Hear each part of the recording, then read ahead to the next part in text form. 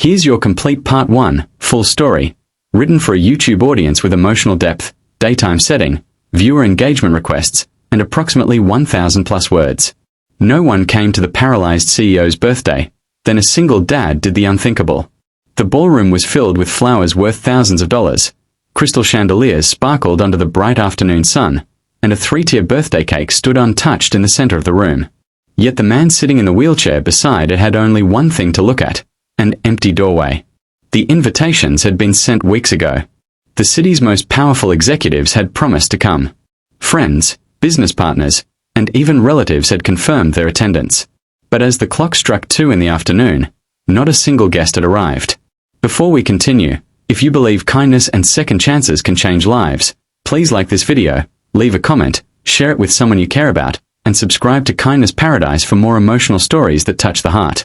70-year-old Adrian Mercer had once been one of the most respected CEOs in the city. He had built a massive construction company from nothing, creating thousands of jobs and earning enormous wealth. People admired him, feared him, and competed for his attention. But 2 years earlier, a severe stroke had left him partially paralyzed. He could no longer walk, his speech had slowed, and he retired from the company he had built with his own hands. As long as Adrian was powerful, his phone never stopped ringing. The moment he lost his strength, the calls disappeared. His business partners moved on. His relatives visited less often. Even the executives who once praised him began avoiding him.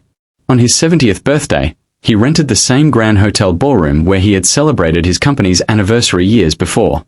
Deep inside, he hoped someone would remember the man behind the money. Outside the hotel, under the bright afternoon sunlight, a single father named Marcus Hale was delivering food orders in his old pickup truck. Marcus was 38 years old and raising his 8-year-old daughter, Sophie, alone after losing his wife several years earlier. Life had become a constant struggle. He worked multiple jobs, barely paid the rent, and often skipped meals so his daughter could have enough to eat.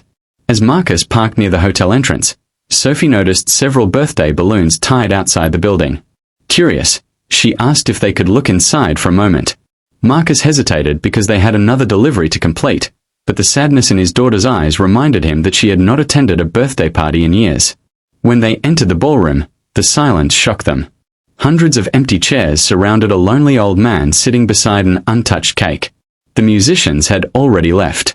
The hotel staff quietly cleaned tables, trying not to make eye contact with the man in the wheelchair. Adrian looked toward the doorway with fading hope. He expected another employee coming to inform him that the event was over. Instead, he saw a tired father holding his daughter's hand. Marcus immediately understood what had happened. He knew the pain of loneliness because he had experienced it himself after losing his wife. Sophie slowly walked toward the birthday cake and smiled gently at Adrian. The old CEO forced a weak smile in return. Marcus approached the wheelchair and asked if anyone else was coming. Adrian simply lowered his eyes and shook his head. The answer carried years of disappointment and heartbreak. Without thinking about the delivery schedule, the money he might lose, or the responsibilities waiting for him, Marcus made a decision that would change all of their lives. He pulled out his phone. He called several nearby food drivers he knew personally. He contacted neighbors, parents from Sophie's school, and even workers from the local community center. He told them there was an elderly man celebrating his birthday alone and asked if anyone could spare just a few minutes. At first, only 2 people agreed. Then 4. Then 10. Within an hour, something remarkable began happening. Families arrived carrying flowers. Children entered holding handmade cards. A bakery owner brought fresh pastries. A musician brought his guitar. A retired nurse arrived with balloons. None of them knew Adrian Mercer. None of them cared about his wealth or his former position. They simply came because one single father had asked them to.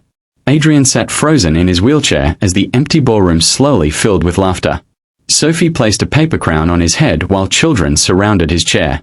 The musician played old songs Adrian remembered from his youth. For the first time in years, the elderly man began to cry.